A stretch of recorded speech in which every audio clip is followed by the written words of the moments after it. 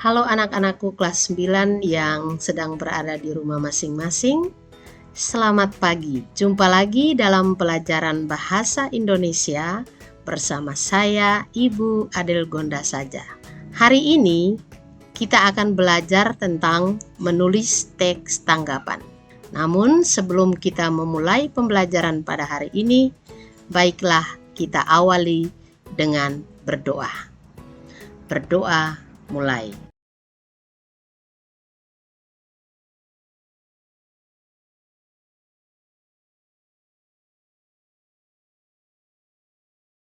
Berdoa selesai.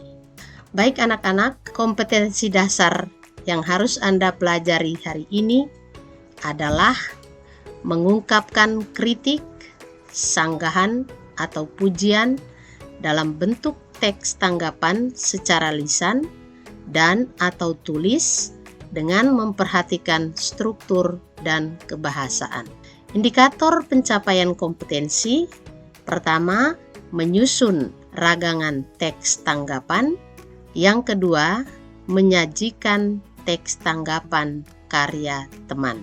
Tujuan pembelajaran kita hari ini adalah setelah kalian mengikuti proses pembelajaran ini, kalian diharapkan dapat menyusun ragangan teks tanggapan, dan yang kedua, dapat menulis teks tanggapan dalam bentuk pujian atau kritik.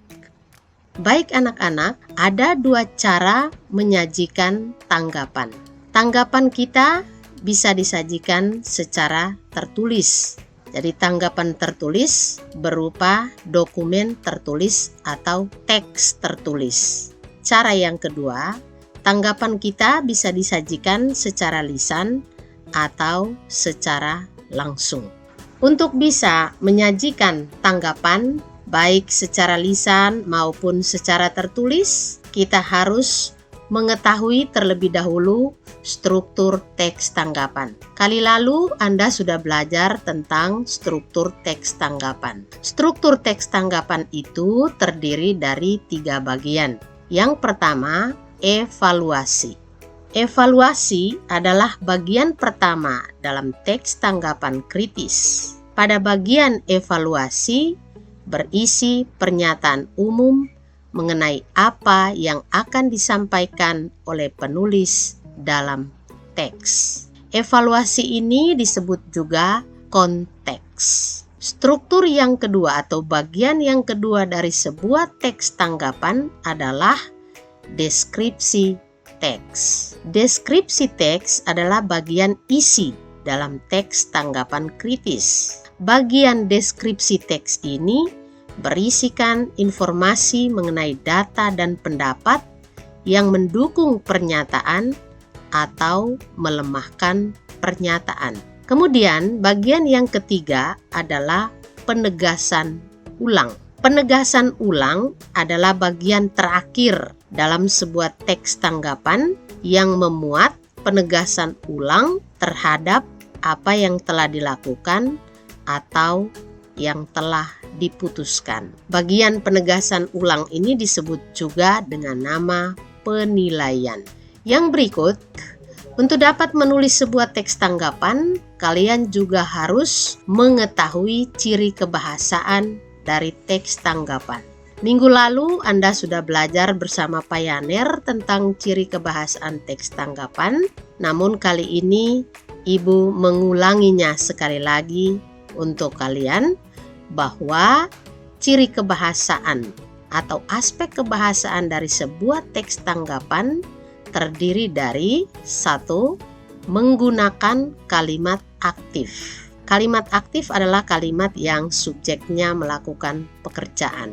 Ciri dari sebuah kalimat aktif adalah ditandai dengan kata kerja yang berawalan me atau ber. Kemudian ciri yang kedua adalah menggunakan kalimat kompleks. Kalimat kompleks disebut juga kalimat majemuk. Kalimat majemuk ini adalah kalimat yang terdiri dari 2 pola kalimat atau lebih.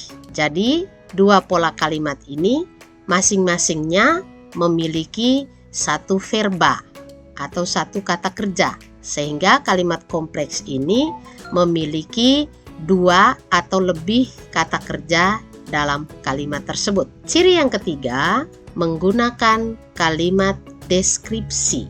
Kalimat deskripsi adalah kalimat yang menggambarkan ciri-ciri atau sifat-sifat dari sesuatu. Ciri yang keempat adalah menggunakan kalimat penilaian.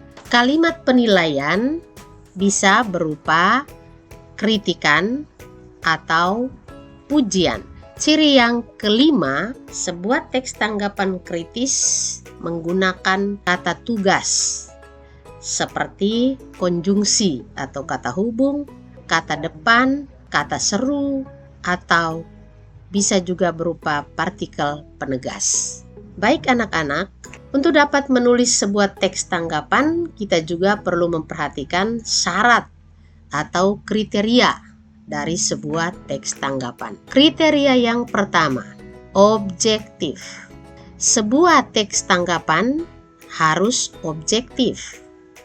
Artinya, teks tanggapan harus sesuai dengan fakta dan data. Ciri yang kedua, sebuah teks tanggapan harus sopan. Sopan di sini berarti menghargai yang memberikan pendapat dan tidak menyakiti hingga menimbulkan sakit hati yang terlibat dalam peristiwa tersebut. Kriteria yang ketiga, sebuah teks tanggapan harus logis. Logis berarti bahwa tanggapan yang kita sampaikan harus masuk akal atau dapat diterima dengan akal sehat. Yang berikut, bentuk teks tanggapan. Ada beberapa bentuk teks tanggapan. Teks tanggapan yang kita sajikan bisa dalam bentuk pujian, kritik, atau saran, atau dalam bentuk sanggahan, komentar, dan lain-lain. Itu berbagai bentuk tanggapan. Yang pertama tentang pujian. Pujian yang kita sampaikan merupakan bentuk persetujuan, dan persetujuan kita itu harus tulus, bukan sesuatu yang basa-basi. Jadi, pujian itu artinya penghargaan yang tulus terhadap kebaikan atau kelebihan dari sesuatu. Bentuk tanggapan yang berikut adalah kritik. Kritik yang kita berikan dalam teks tanggapan harus bisa bersifat mendorong perkembangan, bukan menjatuhkan. Jadi sekalipun kita mengkritik, kita harus tetap memberikan solusi atau jalan keluar terhadap hal yang kita kritik. Solusi kita ini bisa disampaikan juga dalam bentuk usul atau saran. Jadi saran harus bersifat positif agar peristiwa yang terjadi itu menjadi peristiwa yang positif. Ini berbagai bentuk tanggapan. Yang berikut, kalau kalian mau menulis sebuah teks tanggapan, kalian harus melewati langkah-langkah menulis teks tanggapan berikut. Langkah yang pertama, tentukan tema tanggapan kritis yang akan disusun. Langkah kedua, kembangkan tema tersebut menjadi kalimat-kalimat dengan kata-kata sendiri. Langkah ketiga, susun dan gabungkanlah kalimat-kalimat tersebut sehingga menjadi teks tanggapan yang urut dan logis. Langkah yang keempat, teks tanggapan yang sudah kamu susun harus sesuai dengan penggunaan bahasa dan kaidah bahasa Indonesia. Untuk lebih memperjelas langkah-langkah dalam membuat teks tanggapan, mari perhatikan slide berikut. Berbagai tema yang berkaitan dengan teks tanggapan, misalnya pertama, sebuah teks tanggapan bisa mengangkat tema tentang agama. Contohnya, pelarangan pembangunan rumah ibadah atau kasus pengeboman di tempat-tempat ibadah. Ini contoh rumusan tema yang berkaitan dengan tema umum tentang agama. Yang kedua, tema umum tentang pendidikan. Contoh rumusan temanya, misalnya pembelajaran online atau daring, atau misalnya tentang tawuran antar pelajar. Ini dua contoh rumusan tema yang spesifik yang berkaitan dengan tema umum pendidikan. Atau contoh tema yang ketiga, misalnya peristiwa alam.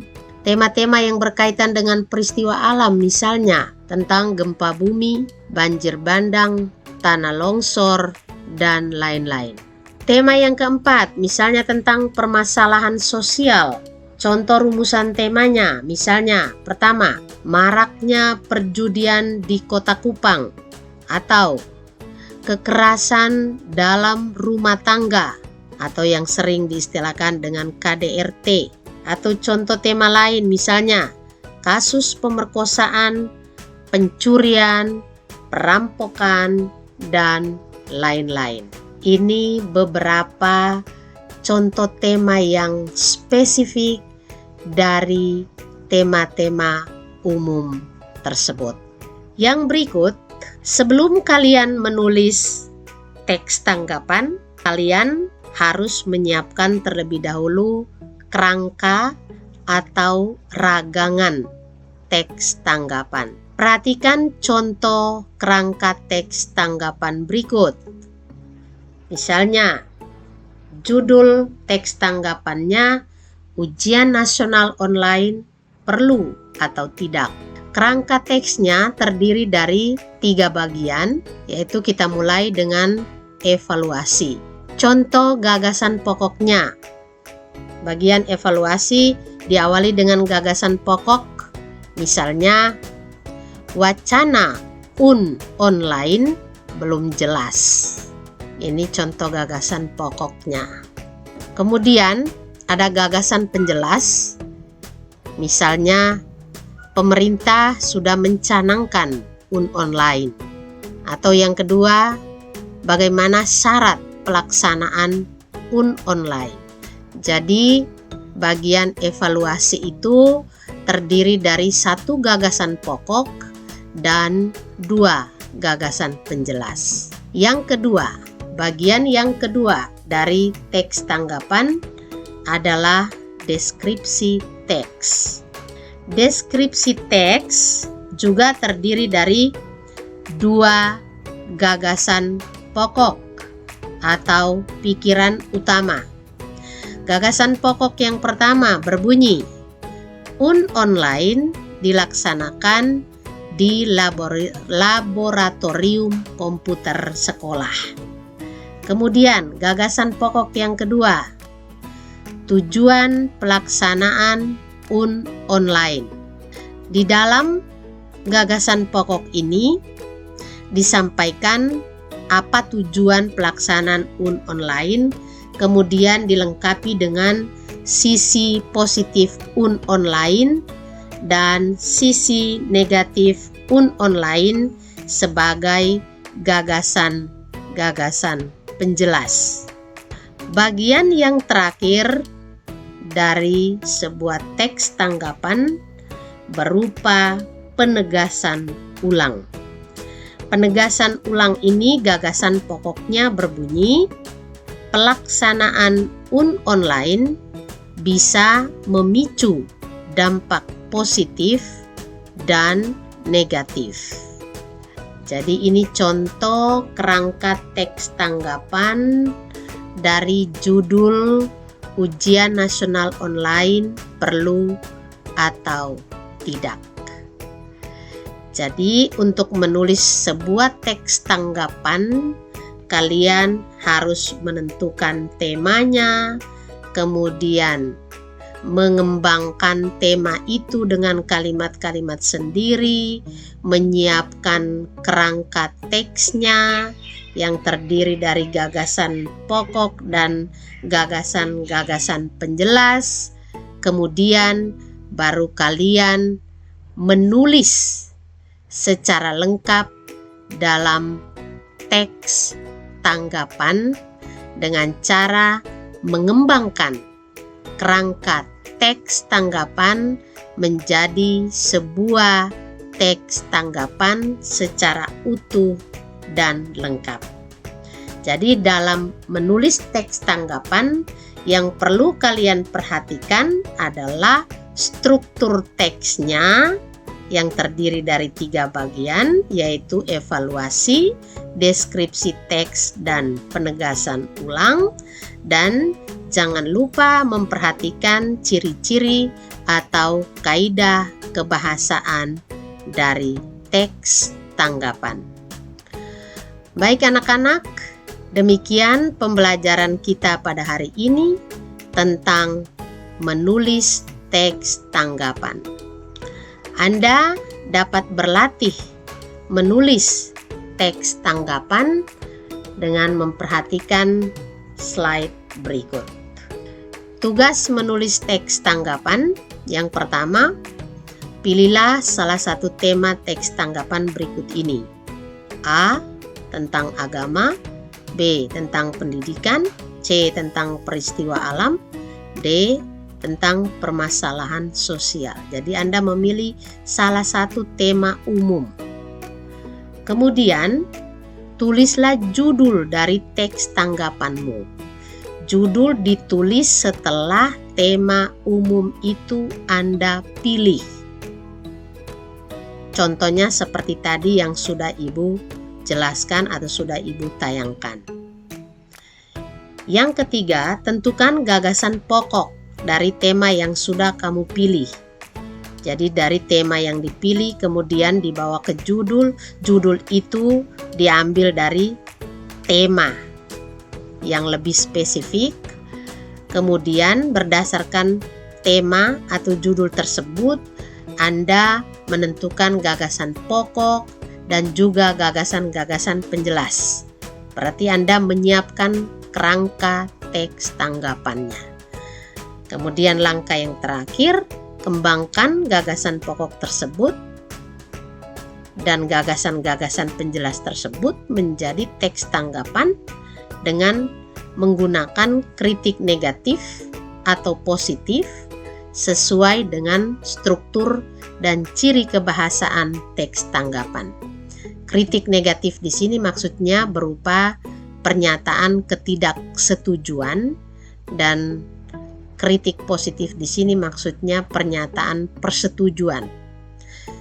Dan perhatikan struktur teks dan ciri kebahasaannya dan gunakan bahasa Indonesia yang sesuai dengan kaidah bahasa Indonesia.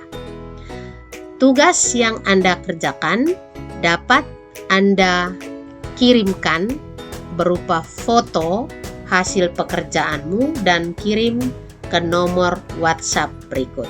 Baik anak-anak, demikian pembelajaran kita pada hari ini, dan materi kita hari ini adalah materi pelajaran yang terakhir untuk semester ganjil. Ibu berharap kalian tetap semangat dalam belajar, jaga kesehatan, agar kalian dapat mengikuti ujian semester ganjil dalam keadaan sehat walafiat. Mari kita tutup pembelajaran hari ini dengan berdoa.